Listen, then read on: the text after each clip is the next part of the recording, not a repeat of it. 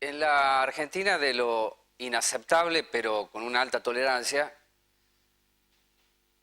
va a quedar establecido, por lo menos para mí, un tremendo dilema, que es social, es político, económico, financiero, a partir de un hecho que es elocuente, que es tangible, que es palpable, que es cruel, que es doloroso, pero sin embargo ha redundado en un profundo éxito del modelo.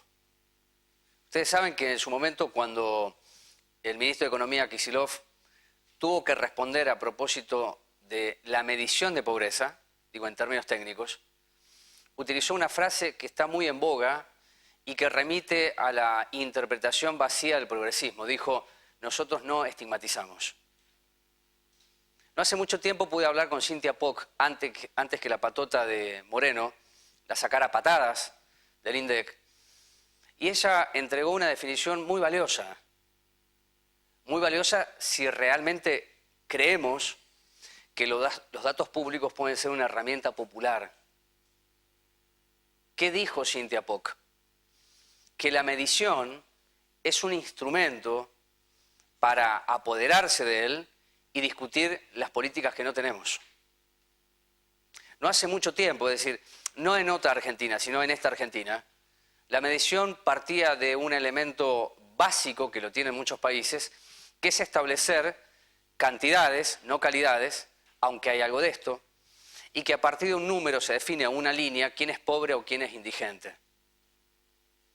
El gobierno, desde la perversión, trabajó en esto del empalme, que nunca supimos qué es, porque tampoco importa para el gobierno indicar qué es el empalme, y que se estaba trabajando en otra metodología.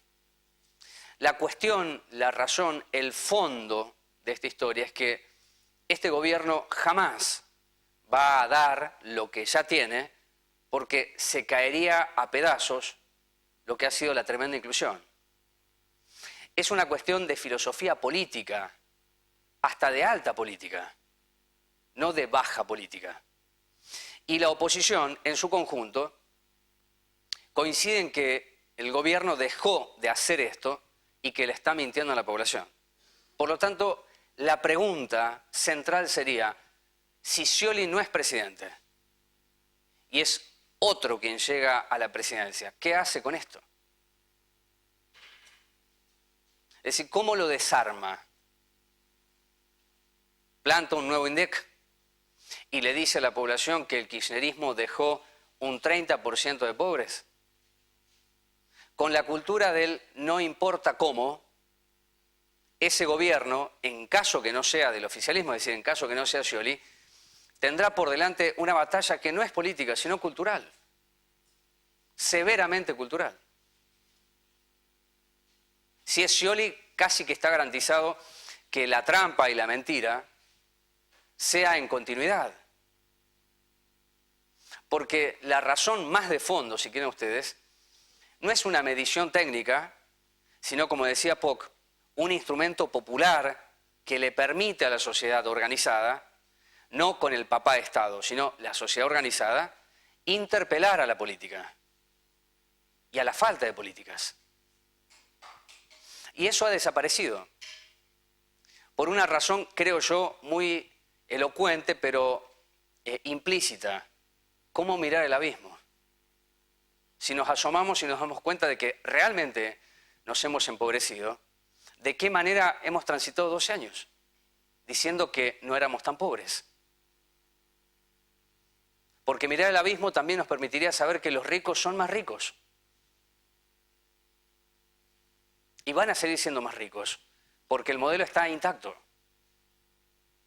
Si desde ese lugar que es la construcción de la mentira, a partir del éxito de una política, ninguno de nosotros se puede sorprender que la justicia tucumana falle en el sentido que tiene que fallar, porque no es la quema de 10 urnas, sino el concepto de fraude, que no tiene que ver con la cantidad, sino con el hecho. Y tampoco nos puede extrañar que el jefe de gabinete, que es la representación viva del gobierno todas las jornadas, pueda decir que es un acto destituyente. Si Fernández en algún momento pudo decir que Darío y Maxi fueron víctimas de una guerra fratricida de grupos piqueteros, cuando él sabía a ciencia cierta que fueron aniquilados por la policía, ¿por qué no va a decir esto? ¿Por qué no? Entonces tenemos la cuestión tomada como técnica, donde la justicia le dice al gobierno que debe informar y el gobierno dice quién es la justicia. Por lo tanto, yo le aconsejo algo a la clase política, no solamente al kirchnerismo. ¿Sí? Empiecen a decir que la división de poderes no existe, que cada poder va a hacer lo que quiera. Si es así, la sociedad podrá hacer lo que quiera también. Y esto no es una cuestión anárquica, sino de poder, de autoridad y de jerarquía, de superiores e inferiores. Porque en definitiva eso es lo que está pasando en nuestro país. La ideología ha sido bastardeada. Entonces, en nombre de esta se puede cometer todo tipo de delito porque hay que defender la revolución en marcha. Y si hay que defenderla con actos que son profundamente inmorales, crueles y perversos, es en nombre de la ideología. En algún momento debe haber un límite. Y créame que yo todavía no lo veo. No lo encuentro. No porque estemos adormecidos, sino porque tenemos pánico, que es distinto. Es decir, hay algo que nos atemorizó y nos inmovilizó. Por eso, en nombre de la inclusión, se puede invisibilizar todo aquello que jamás este gobierno ha de mostrar. La pregunta, ¿el que viene lo mostrará? ¿Cometerá ese grado de republicanismo? ¿O seguirá mandando la política? Pero la peor política. Quiero decir, aquella que adolece de política y que tan solo consagra todos los días la cuota de poder. Las cartas están echadas hace tiempo en este país. Es un juego. Y nosotros, no se equivoquen, no somos espectadores de esto, somos víctimas. Presentación del programa y charlamos con Jorge Ceballos, ya está aquí Lucas Franco, para analizar en parte lo que estoy formulando en un criterio editorial de cómo desactivar la mentira con política. Y ese es un paso audaz que debe darse por encima de los resultados y quienes son elegidos. Porque si hay algo que hay que desterrar en este país, que es dificilísimo, porque hace la cultura, es que nos han inculcado que uno tiene que votar a ganador, en todo, en cualquier orden de la vida. Yo quiero ser un ganador. Y la democracia no es eso. La democracia es más bien sentido de pertenencia y aún perdiendo se gana. Aún perdiendo se gana. Y de esto voy a charlar con Lucas Franco y con Jorge Ceballos, no porque adelante resultados, sino porque la utilización del marketing en la Argentina ha dado extraordinarios efectos nocivos, pero de resultado elevado, para que no se toque aquello que rinde tributo al vaciamiento de la política y a la construcción de otro poder, con una base cultural que debemos admitir toma una parte nuestra, algo de nuestro ADN, porque si no, no sería tan exitoso. Presentación y charlo con Ceballos y con Lucas Franco aquí en Cuervo.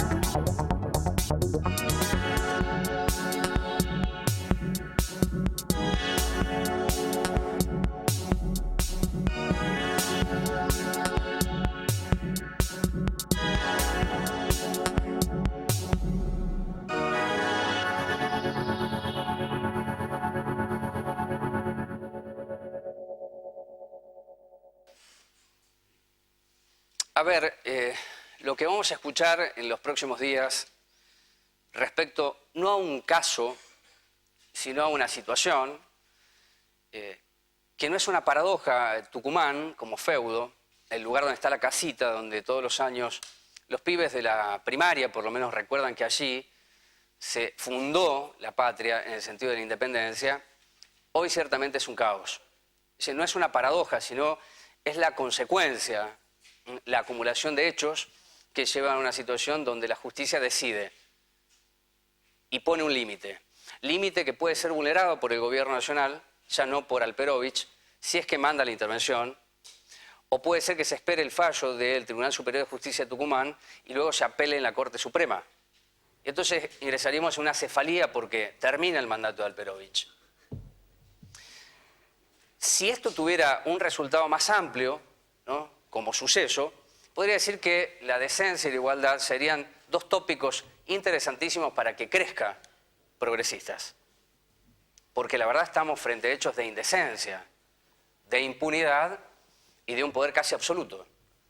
Pero parece que ni decencia ni igualdad puede traccionar a la sociedad que está más emparentada en elegir a ganador, como decía en el principio, porque es una cuestión casi ancestral. Bueno, yo recién me preguntaba, Jorge, si todos estamos de acuerdo que no se mide la pobreza ni la indigencia, porque se caería gran parte de relato, diría que las conquistas no serían tales, para quedarme en un término mucho más ajustado a lo que ha pasado en este tiempo, es si se indica lo que efectivamente tenemos, ¿qué políticas se aplican dentro del modelo que conocemos? Efectivamente, lo lógico sería que aquel que está gestionando y ha logrado resultados muestre esos resultados precisamente a través de las estadísticas.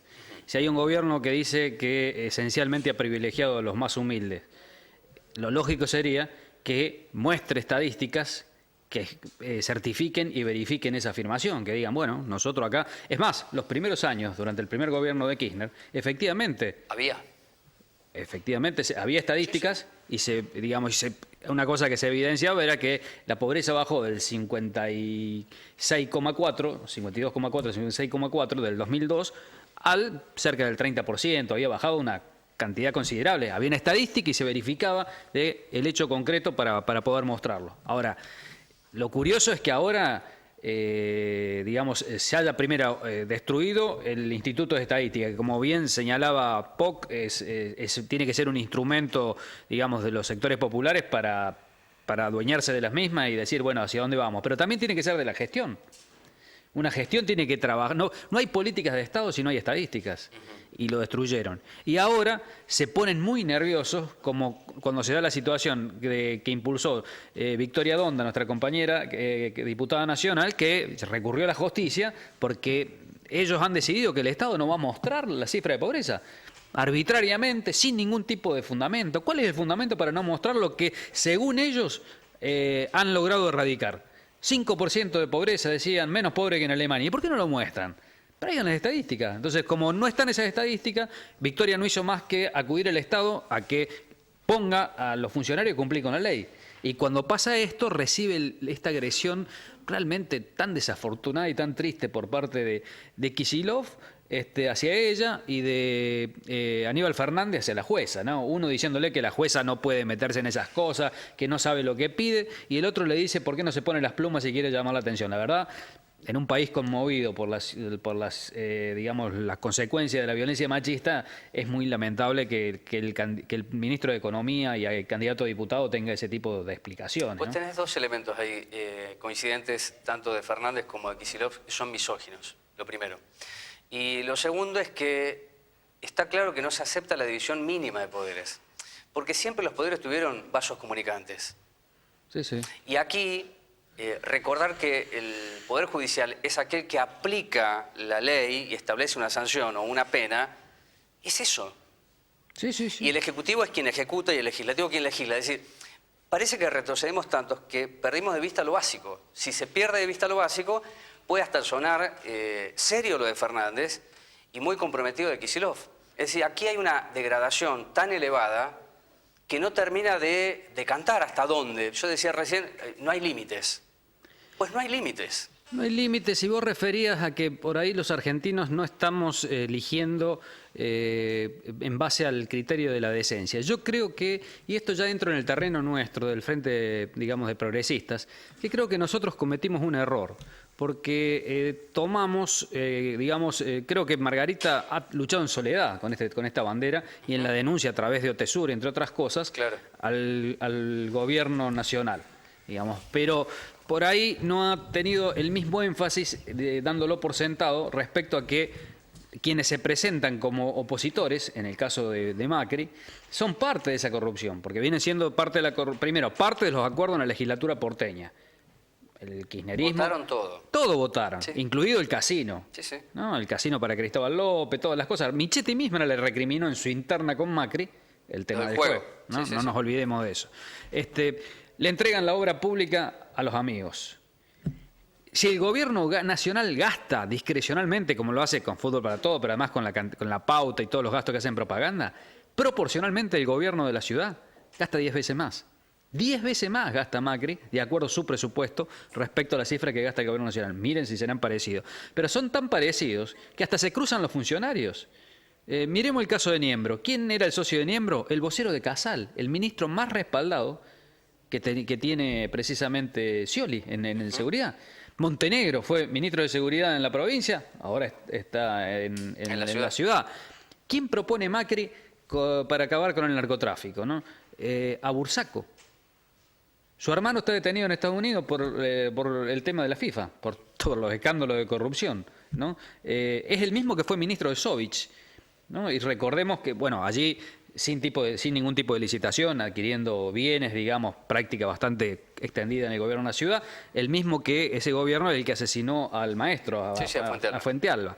Bueno, ahí hay vasos comunicantes. Entonces, el punto que quizás nosotros no explicamos bien, que había que acabar con la corrupción, y la gente dijo, bueno, si hay que acabar, vamos con lo que las encuestas y a través de los medios nos dicen que tienen posibilidad de ganarle a este gobierno. Pero en realidad, lo que hay que explicar es que acá no podemos sacar un corrupto para poner otro corrupto igual o peor, como se evidencia con estos casos que yo he mencionado. Entonces, creo que ha habido un parte en error nuestro, y yo creo que la sociedad, como lo está evidenciando en este hecho de Tucumán, la reacción de la sociedad frente a los hechos de fraude, de corrupción, es buena, es buena. Yo tengo esperanza de que, digamos, en octubre vamos a tener, digamos, respuesta en este terreno, si realmente decimos que, bueno, logramos decirle a la sociedad dónde están los corruptos, digamos, ¿no? Que están digamos, en el gobierno y en los que se ofrecen como alternativa en el caso del macrismo. Bueno, me acompaña Lucas Franco, que es candidato a intendente por Progresistas. Siguiendo un poco la línea de la pregunta y la respuesta de Jorge Ceballos, yo no olvido que por lo menos 2 días antes de la elección, Mariano Bues emite un comunicado. En el comunicado de Mariano Bues, él hace una denuncia muy impactante sobre Festa. Dice, nunca antes hemos visto hechos tan bochornosos en el uso de los recursos públicos de parte de alguien que es parte del Frente para la Victoria. Es decir, estaba haciendo una denuncia importante y yo en este programa dije, la cuestión es que Bues no tiene legitimidad. Eso no lo inhabilita a Bues legalmente para hacer una denuncia. Pues bien, no se hizo ninguna denuncia. Por lo tanto, ¿hasta dónde llega esta cultura que planteo en donde hay una parte nuestra que lo acepta desde un criterio hasta te diría individualista más que de política general? Yo tengo esto y no quiero que me toquen lo que tengo. He alcanzado un derecho que el derecho tiene que ver más con lo tiránico que con lo colectivo. Sí, bueno, buenas tardes. A mí me parece que es importante ver, yo seguí las declaraciones de nuestro intendente, planteando no solamente eso, sino después en un mail dirigido a la conducción del gobierno nacional, a los diputados nacionales, evocando a los griegos, planteando que la peor corrupción es la corrupción de lo bueno, casi haciendo un mea culpa, planteando que su gobierno es el que se estaba corrompiendo, y marcando algunas distancias entre lo que propone el kirchnerismo con otros modelos, ¿no? Planteando muchas veces el intendente, nosotros que supimos dejar atrás el menemismo, la década infame, de la que parece que se olvidó que él fue parte. Él no se acordará y nunca habrá visto un desarrollo de la utilización de los recursos públicos en campaña. Yo sí me acuerdo. Yo me acuerdo de la campaña del 2011, en donde integrantes de la interna, la interna que tuvo con el entonces presidente del Consejo, Jorge Mendieta, sí, en el 2011, el intendente Mariano Bues, ¿qué le reclamaba a Mendieta a Mariano Bues? Que Walter Festa, su primer concejal y el primero en la línea sucesoria, hoy todavía, de Mariano Bues, utilizaba los fondos de ANSES y los recursos de ANSES para la campaña. Hubo hasta una denuncia, planteos penales, se trabajó un informe en el Consejo. Entonces, la utilización de los recursos públicos, la utilización de los actos de las inauguraciones y los actos oficiales para mezclarlos con la campaña, no es algo nuevo y no es algo que particularmente tendría que haber sorprendido al intendente Mariano West. Lo que sorprendió al intendente Mariano West es que perdía la elección.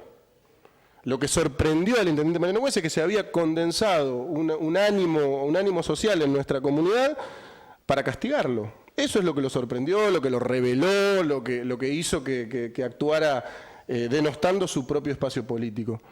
La verdad que lo que yo creo que frente a eso, nosotros venimos trabajando hace mucho tiempo algunas cuestiones que tienen que ver con cómo trasladar estos conceptos, el concepto de la transparencia, de la decencia, del cuidado de lo público, a cuestiones bien concretas que hacen a la vida cotidiana de los vecinos. Yo pienso, por ejemplo, en la basura.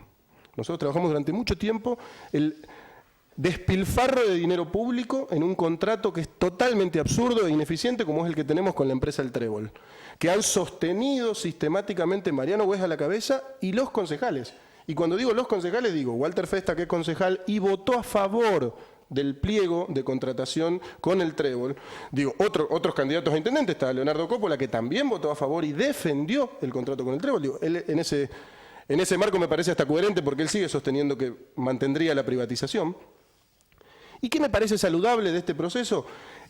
La instalación en la agenda de problemas que tienen que ver con la transparencia en el funcionamiento de las instituciones, en concreto, hizo que muchos candidatos empiecen a hablar de estas cosas. A mí me pone contento escuchar a Walter Festa decir que va a estatizar la basura. Se me ocurren un montón de preguntas. Por ejemplo, preguntarle por qué votó a favor de este pliego, que es una vergüenza. Me pone contento escuchar a Walter Festa, a Leonardo Coppola, a Aníbal Acef plantear que el Fondo de Financiamiento Educativo se va a utilizar para la reparación de las escuelas y para la infraestructura. Ahora, hace 1 año y medio presentamos un proyecto en el Consejo Deliberante, se lo llevamos concejal por concejal para que el Fondo de Financiamiento Educativo se utilice a través de la mecánica del presupuesto participativo, convocando a la comunidad educativa para la reparación de la infraestructura. Cuando el intendente decidió subsidiar a la educación pública con 3 millones de pesos que nadie explicó de dónde venían. Ni Walter Festa ni Leonardo Coppola digo, son los dos que estaban en el Consejo, ¿no? Se hicieron ni siquiera mínimamente eco de la situación. Entonces, a mí me pone contento que la sociedad demande transparencia a las instituciones y que se hayan instalado diversos temas en la agenda pública y que eso haga que en la agenda política de distintos espacios empiece a aparecer. Lo que yo creo que ahora es tiempo de poder discutir cuánta, vos decías recién, legitimidad política de acuerdo a nuestra coherencia en nuestros actos, en nuestra vida, en nuestra historia, en nuestro recorrido político, tenemos a la hora de plantear ciertos temas. Yo estuve leyendo la presentación del programa de gobierno. Otra cosa que me parece saludable. Esto del nuevo tiempo político que se viene, yo lo festejo. Yo quiero que podamos debatir. Me parece bárbaro que todos los candidatos presentemos nuestro programa de gobierno. Nosotros vamos a hacer lo propio el miércoles que viene. Ahora, esos programas tienen que sostenerse no solamente con la capacidad política de denunciarlos, sino tenemos que poder demostrar que estamos en condiciones de llevarlos adelante. Entonces, insisto, me parece saludable que temas como la estatización de la basura, la utilización del fondo de financiamiento, los fondos para las propuestas culturales, empiecen a ser parte de la agenda. Ahora tenemos que debatir con qué hechos nosotros respaldamos esas propuestas. Y me parece que el Frente para la Victoria en Moreno, en su conjunto, no ha demostrado en su comportamiento de este último tiempo ni que le interesase el Fondo de Financiamiento Educativo, ni que le interesase que el Estado garantice los servicios públicos básicos. Más bien ha demostrado todo lo contrario, que se ha dedicado a sostener los negocios de determinadas empresas privadas y a ocultar la información de, por ejemplo, lo que pasa con los fondos que llegan para la educación pública. Tengo 2 preguntas finales, una para Jorge y otra para Lucas. Cuando yo planteaba lo de la decencia y la igualdad, no en términos peyorativos, sino que a referirme a que la cultura establecida, porque hay un cambio cultural muy severo, muy fuerte en los últimos años, no es que prescinde de la decencia y la igualdad, sino que la conquista del poder se puede nutrir de herramientas que antes eran cuestionadas desde la decencia y igualdad. Entonces, ¿de qué manera ustedes pueden acometer una búsqueda del poder con algo más osado, sin caer en la indecencia? Y es algo que se tiene que discutir, porque si no, quedan como voces representativas de algo, pero no alcanzan el estadio que ustedes pretenden, que es gobernar. Porque si no, ¿para qué hacen política? ¿No?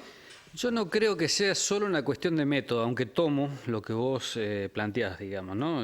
Creo que probablemente hay que, quienes decidimos transitar un camino alternativo a lo de los partidos tradicionales y sostener ideas como las nuestras, tenemos que crear. si no creamos y no innovamos, indudablemente en este sistema armado de grandes cantidades de fondos públicos utilizados para las campañas, tenemos muchas desventajas. Pero creo que en el caso nuestro tenemos que analizarlo de cómo vino nuestro proceso. Nuestro proceso vino de una serie de tropiezos de los cuales hoy, bueno, estamos saliendo. Creo que él tiene por mérito el tema de que hemos tenido la decisión de plantar la bandera, de decirle a la sociedad: no vamos a aceptar acá que se arme una falsa polarización cuando son un solo polo, que es el polo conservador, el polo de la corrupción, el polo del clientelismo, lo que expresan Macri, Scioli, en todos los terrenos, el tema de la destrucción de la educación pública, en el caso de la ciudad, en el tema del aumento de la mortalidad, en el jefe de gobierno de la ciudad, en el problema de la inseguridad que tenemos acá en la provincia. Expresan el mismo polo, expresan lo mismo más allá de la pendencia. Entonces, nosotros estamos hoy plantándole a la sociedad, diciéndole: no vamos a aceptar de que acá digan de que no existe más el progresismo, que las ideas son secundarias, que acá hay que adaptarse y mimetizarse entre la corrupción. No. Nosotros, si esa fuese la situación, nos retiraríamos indudablemente de la política, pero nosotros, por sobre todas las cosas, somos optimistas. Sobre todas las cosas somos optimistas, y esa es una cualidad que tenemos que tener los que queremos cambiar esta sociedad. Entonces, en ese marco vamos a plantar esta bandera. En ese marco no renunciamos a nuestros ideales. En ese marco creemos que es importante la decencia. En ese marco, para nosotros, decir progresista implica luchar por la igualdad. Porque pero no sí haya estás pobreza. de acuerdo que hay que crear un método, hay que crear. Hay que crear en la política, en la comunicación, porque nosotros no podemos jugar con las mismas herramientas que juegan los otros. Podemos compartir algunas cosas, pero tenemos que esencialmente tener innovación en la misma. Ese es un desafío, Pero hoy el mérito en esta transición, luego de los tropiezos que tuvimos, recordemos del año pasado y principio donde tomó la posta Margarita Stolbizer, estamos plantando la bandera a nivel nacional para decir: el progresismo, las ideas populares, la decencia, la igualdad, va a seguir siendo sostenida por un espacio político. No nos van a borrar del mapa político. Vamos a plantar bandera y vamos a trabajar con perspectiva a una Argentina mejor. Bueno, gracias, Jorge. Bueno, la última para Lucas. Ustedes tienen que duplicar la elección de agosto en octubre para ingresar al Consejo Deliberante. ¿Y entonces? Mira, lo primero que hay que mirar es cómo quedó el mapa. Del conjunto del electorado morenense, hay casi un 50% que no puede repetir candidato. Esto es interesantísimo y creo que yo no recuerdo otra vez que haya pasado eso, digo, porque tenemos también una corta experiencia en el desarrollo de las primarias, ¿no? El 47% de los votantes está entre quienes han elegido votar a Mariano West en una interna feroz que tuvo Mariano West con Walter Festa, a pesar de estar en el mismo espacio político, quienes han elegido votar a Damián Contreras, también en una interna bastante tensa que tuvo el Frente Renovador, quienes han votado en blanco, que creo que es el pico máximo de estos 29.000 personas. Sí, es histórico el voto en blanco. Estábamos en el 8% en las últimas elecciones, ahora tenemos casi el 14%.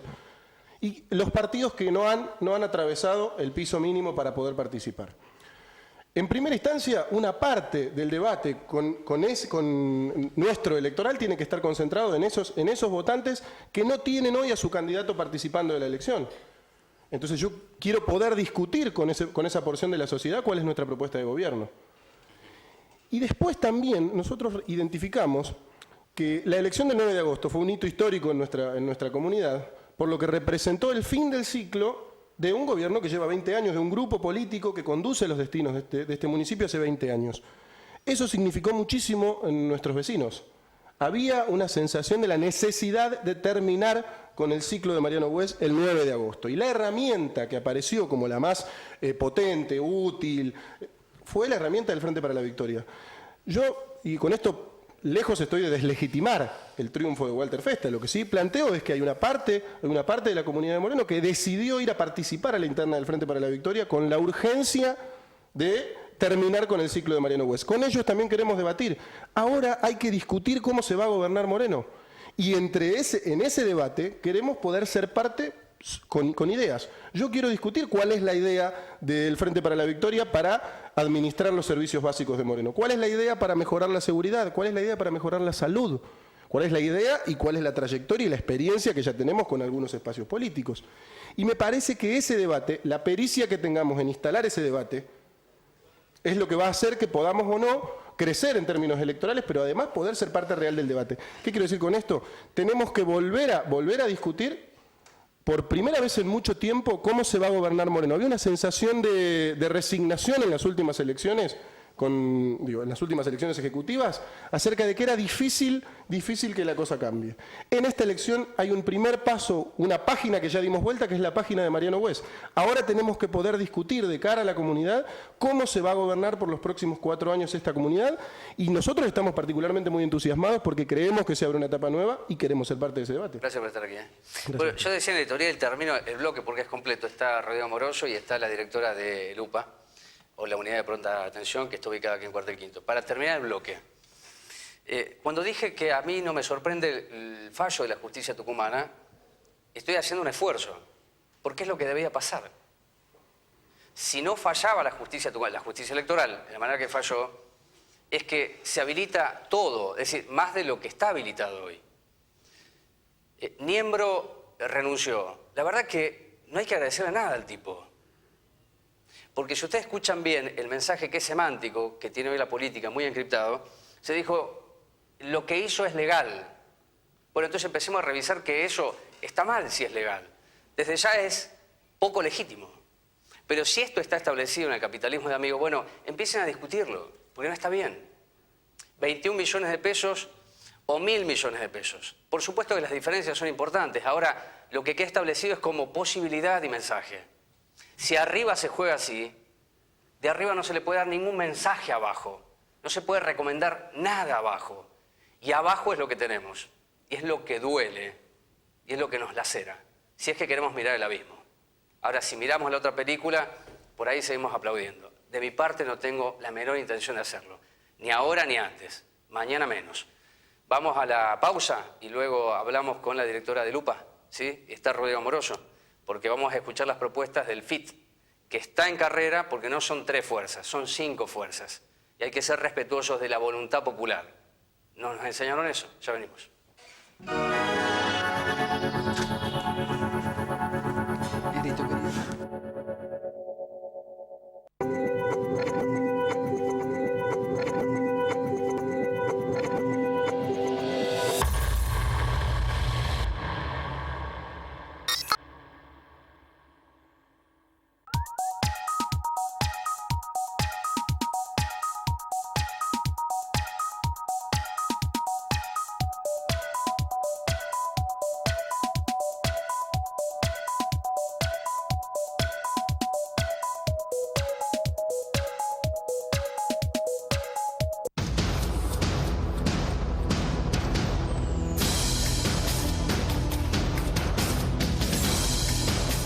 La Cámara de Diputados de la Provincia de Buenos Aires sancionó la Ley 14.449 de acceso justo al hábitat, una ley que aporta soluciones habitacionales concretas para transformar la calidad de vida del pueblo, con mayor inclusión, justicia social y soberanía política.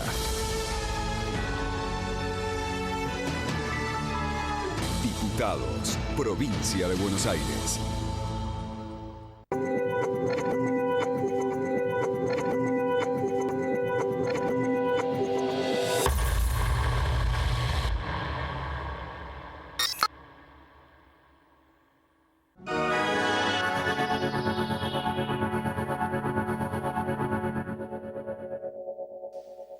Corresponde hacer un mínimo encuadre, que es sostener lo que he dicho en este programa.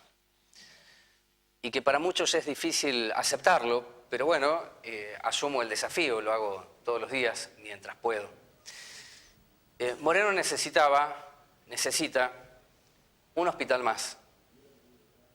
Y eso todos están de acuerdo. Les quiero decir además e informar que hace 3 años atrás aproximadamente, cuando estaba, no, más de 4 años atrás, cuando estaba Sebastián Cinquerruy en la Cámara de Diputados de la Provincia de Buenos Aires, presentó un proyecto de ley para la construcción de un nuevo hospital. Ese proyecto lo tomó el ingeniero Ricardo Vago y logró la firma de todos los bloques políticos, pero ¿saben qué comisión se paró? En la de presupuesto. Sí, no tenemos dudas, me parece, que por la explosión demográfica, Moreno requiere de otro hospital. Entonces, la unidad de pronta atención, para mí, en lo personal, y puedo estar equivocado, tendría una funcionalidad mayor si Moreno tuviese 2 hospitales, no uno colapsado. De igual manera puedo decir que, off the record, muchos profesionales me dijeron que no estaban de acuerdo con la maternidad tal cual es concebida de baja complejidad, por las complejidades que tiene Moreno y por los embarazos que son complejos. Y esto no es negar la política, sino cuestionar la política. Yo estuve en la unidad de pronta atención y créame que en el lugar, que en la sala de esperas, parece que no fuera Moreno, primero por la tranquilidad que hay, si lo comparo con la guardia del hospital. Segundo, por la amabilidad con que se trata a quien va allí, que no es expulsivo, sino informativo. Los carteles tienen esa cualidad que informan para qué está la unidad de pronta atención. Pero la política ha fallado porque no es de ahora que se pide un nuevo hospital, hace años. Y yo no escuché a alguien con poder real que diga, vamos a exigir al gobierno de la provincia de Buenos Aires otro hospital. De hecho, la política pública de Scioli ha sido la unidad de pronta atención. Bueno, en este marco hay una función que va cumpliendo la UPA, ¿sí?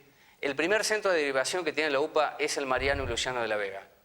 No le voy a preguntar a la doctora Mariana Dunashevich cómo es esto, porque lo conoce, tanto lo del hospital y en esta función que tiene la unidad de pronta atención. Pero lo primero que me parece que hace a la realidad cotidiana es una explicación y una información que para mí es clave, que va a dar la doctora, a propósito de las mujeres que van a la UPA pensando que allí pueden quedar a luz.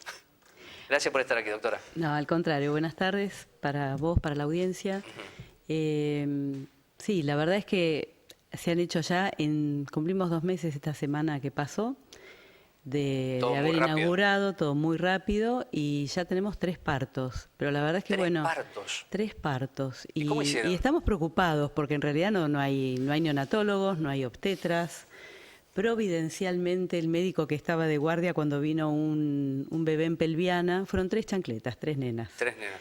Pero el médico que estaba es tocoginecólogo, entonces, bueno, tiene más cancha que un parto en pelviana, digamos. También hay médicos generales que tenemos capacitación y entrenamiento en hacer partos, pero la verdad es que si el parto viene normal, puede nacer en un taxi, ¿no? O sea, y si el parto no es normal, ahí estamos nosotros a 20 minutos del hospital, y pueden ser vitales. Entonces, la verdad es que lugares para hacer partos en Moreno tenemos la maternidad de Carlotto, que es de baja complejidad, y que eso responde a una cuestión sanitaria, que se sabe que las neonatologías que mejor funcionan son las grandes, las que tienen más de 3.000 partos, porque tienen más experiencia. El neonatólogo es un recurso humano difícil de conseguir. Entonces, el Hospital de Moreno empezó algo que es novedoso, que han tomado otros hospitales, que es... tener pediatras en el rooming, o sea, cuando está la mamá en internación conjunta, la mamá con el bebé, el que hace la evolución del recién nacido es un pediatra, no un neonatólogo. Y los neonatólogos los dejamos en terapia intensiva. Esto lo hacen por la escasez de neonatólogos. Exactamente. ¿No? Y esto viene hace mucho, me lo dijo Rosy, creo que hace 5 años, doctora, más o menos, mire. Hace mucho tiempo. Que era una preocupación real y que tiene que ver con un problema de formación, es decir, que acceda a un hospital, es decir, es lo que se está eligiendo, lo que está faltando en todo caso. Claro, son problemas que, digamos, durante mucho tiempo dijimos sobran médicos en Argentina. Vos lo habrás escuchado, lo hemos escuchado todos. Y la verdad es que están mal distribuidos, no sobran. Gracias a eso hemos exportado médicos, tenemos todos algún conocido médico que vive en otro país. Yo siempre pienso que habría que pedirle al país que recibe al médico que nos devuelva el dinero que costó su formación, de alguna manera, trueque, no sé, franquicias, lo que fuere. Pero bueno, realmente cuesta mucho conseguir profesionales, es lo que más nos costó encontrar al inaugurar. Inauguramos en plena epidemia de gripe, llevamos al día de hoy vistos 10.000, te digo exactamente, 10.792 pacientes, de los cuales 2.000 y pico resuelve enfermería, y su consulta puede ser reprogramada a un consultorio, y el resto han sido atendidos por los médicos, o sea, más de 8.000 consultas. ¿Comprenden que la UPA es una unidad de pronta atención?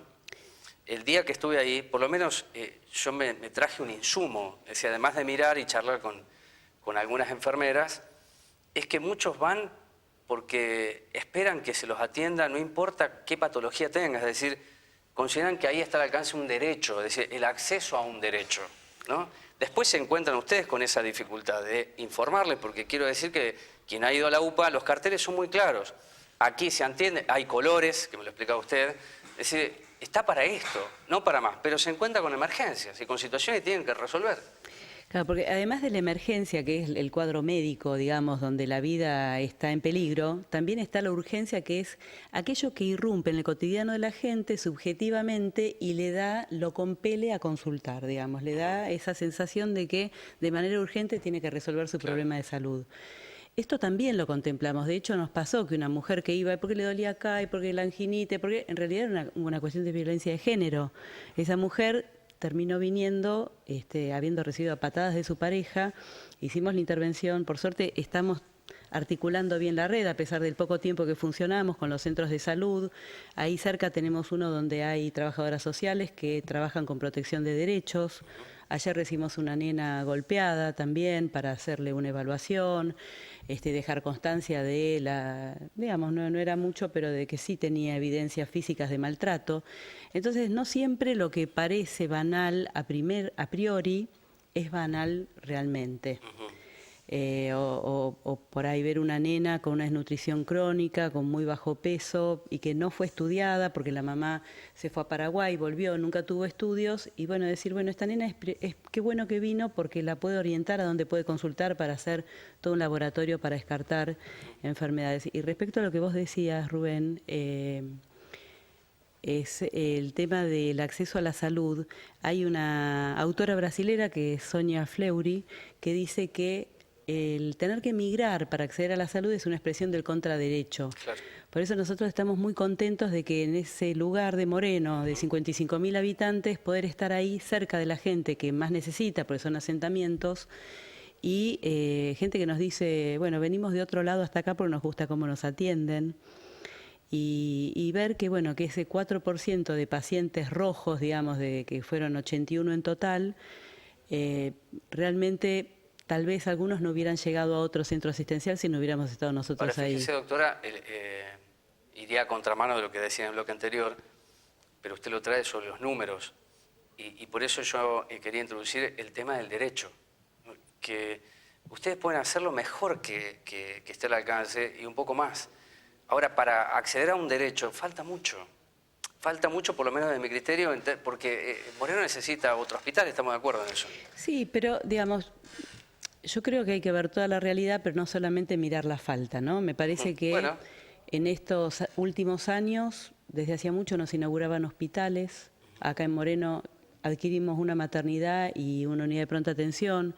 En Matanza también se han inaugurado un hospital y hay otro por abrirse. Digamos, me parece que dentro de todo ha habido un crecimiento en la capacidad sanitaria instalada, que yo criticaba mucho la soledad del hospital de Moreno, ¿no? O sea, ¿cómo puede ser que para 500.000 habitantes un hospital, cuando de repente en un distrito vecino tenés 88.000 habitantes, o General Rodríguez, es 88.000 habitantes y 2 hospitales, uno interzonal y uno nacional? Entonces, ¿por qué esta inequidad? ¿Por qué? Pero bueno, qué bueno que se pudo crecer, falta. Yo creo que falta seguir creciendo, pero son procesos. Doctora, era insostenible. Es insostenible. Si no llegaba la maternidad, aún con la lectura que puedo tener, o la UPA, no sé dónde estaríamos. Porque es algo que supera cualquier capacidad. El hospital tiene una capacidad física, edilicia, humana, no más. No más. Y estamos hablando de la vida, o como usted me dijo recién, menos mal que está la UPA, porque si no, ¿qué hubiera pasado? Por ahí hubiera muerto.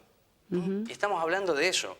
No es una mercancía, es la vida. Es la vida. ¿no? Y nosotros tenemos que dar valor a eso. Ustedes del trabajo que hacen y nosotros mínimamente desde la comunicación.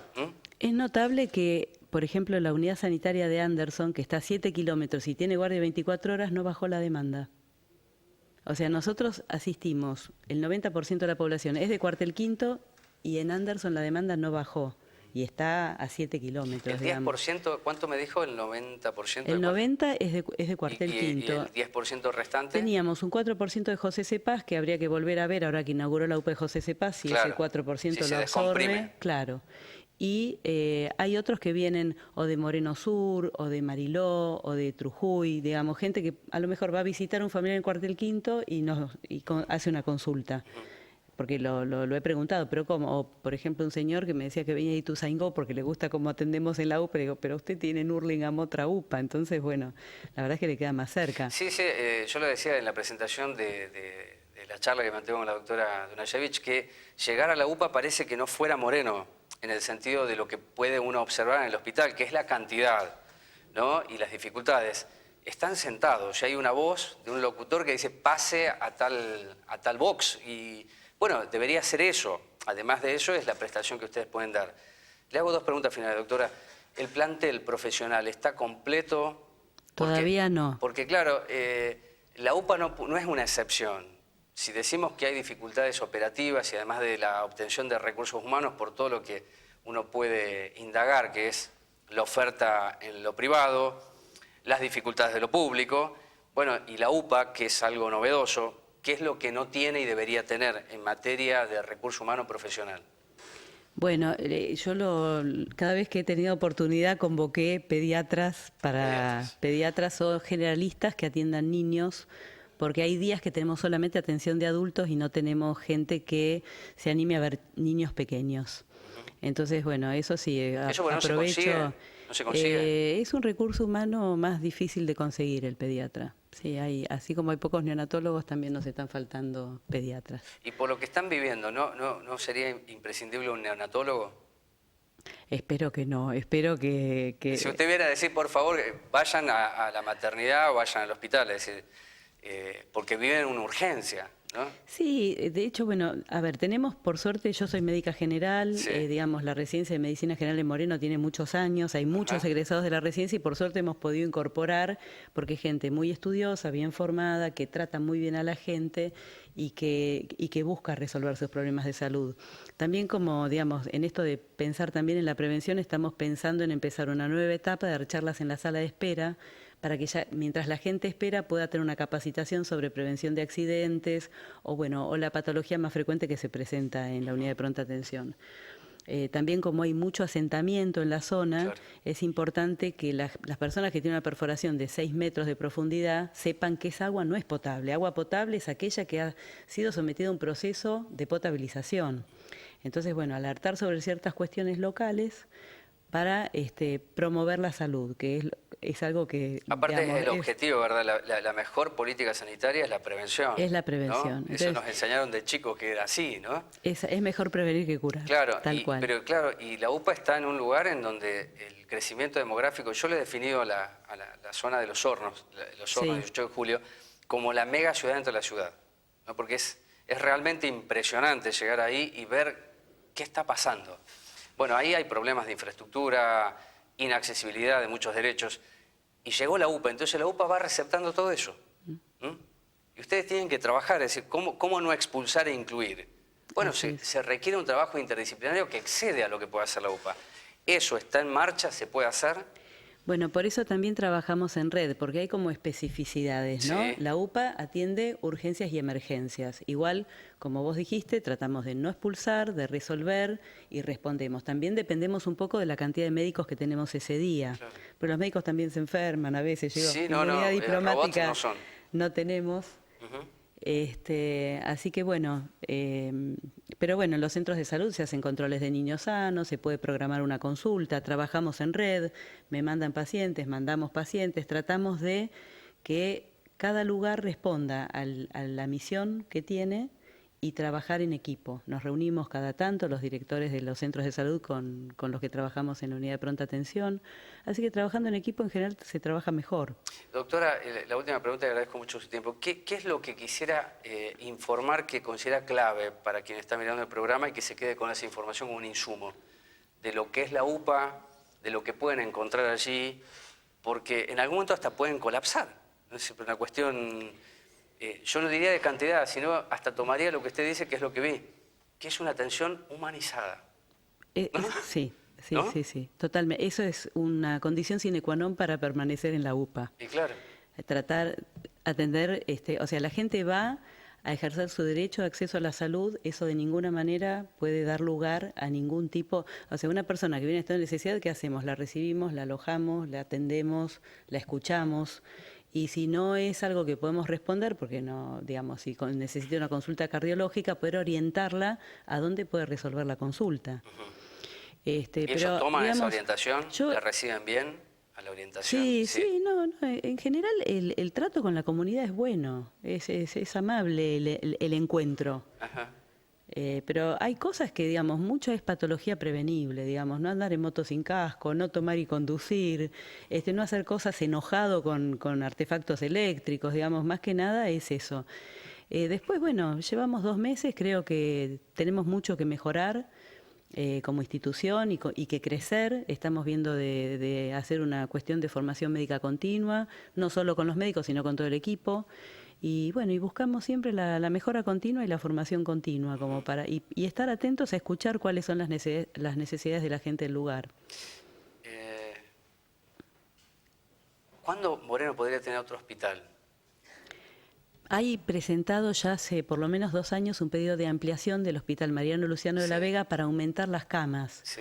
Porque hay un proyecto de Festa, que es el candidato del Frente para la Victoria, de llevar pediatría a lo que es el nuevo Moreno antiguo. Utilizar algunas naves de lo que sería el viejo hospital, el antiguo hospital. Sí. ¿No? Eso se lo pregunto y me parece razonable la pregunta, a ver si puedo obtener una respuesta que usted conoce. ¿Sería una forma de descomprimir el hospital, llevar pediatría del Mariano Luciano de la Vega al lado al viejo hospital? La verdad que la primera pregunta que me surge a mí cuando escucho esto es Sí. si sería funcional, si se puede instalar el oxígeno, si se puede modernizar, porque algo que se ha tratado de volver a su aspecto antiguo por Sí. una cuestión de embellecerlo y de respetar la historia de Moreno, Ajá. habría que ver si se puede volver a generar internación ahí y que sea funcional, digamos, a lo que hay ahora. Creo que el hospital provincial que está al lado puede crecer. Hay planos de arquitectura hospitalaria que plantean un nuevo pabellón, un nuevo peine del hospital. Eso podría agregar por lo menos 20 camas más. Y yo soy de la idea de que, sobre todo para niños, la cantidad de camas instaladas hasta el momento es poca. Sí, ¿usted cree que la propuesta, porque la propuesta de Festa es la propuesta del oficialismo, no redundaría en una mejor prestación que pueda tener el hospital en un sentido integral? No, te estoy diciendo que habría que estudiarlo. Habría que estudiarlo. No quiero emitir una opinión Ok. sobre algo que, o sea, yo te decía que tu pregunta a mí me genera otra pregunta, pero yo... No, y yo tomo lo de la funcionalidad, lo tomo como para indagarlo, cómo sería algo funcional, es decir, cómo Claro. redundaría en lo que se busca, Claro. a priori, que haya un mayor espacio en el hospital. No sé si eso funciona o no lo sé, por eso se lo preguntaba. Uno en el hospital escucha relatos de que, bueno, antes, como es un hospital pabellonado y Sí. lo que es la confitería era el quirófano, Sí.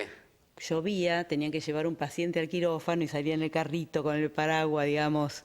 Si va a estar separado el hospital y vos necesitas que un nene haga rayos, una ecografía, laboratorio, bueno, por ahí se puede, o sea, seguramente los expertos deben poder lograr darle funcionalidad al proyecto.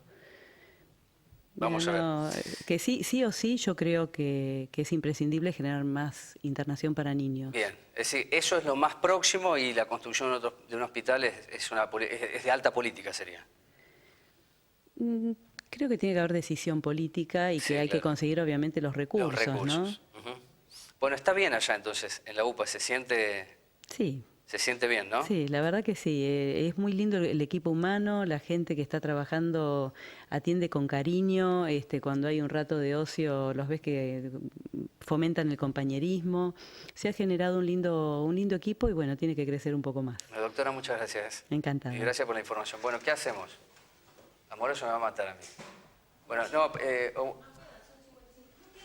quédese ahí. Bueno, ahora hago con Amoroso lo que tengo que hacer. ¿Sí? Bueno, ¿qué tengo que hacer? Irnos. ¿Y grabo con Amoroso? Bueno, ya está. Si me sacan del aire, está Amoroso. ¿Sí? Bueno, ¿qué decir de esto? La doctora se queda ahí. Ahí grabamos con Amoroso para que sea la primera nota de la semana que viene. A ver, es una buena propuesta la de comprender por qué la UPA. Es lo que se puede.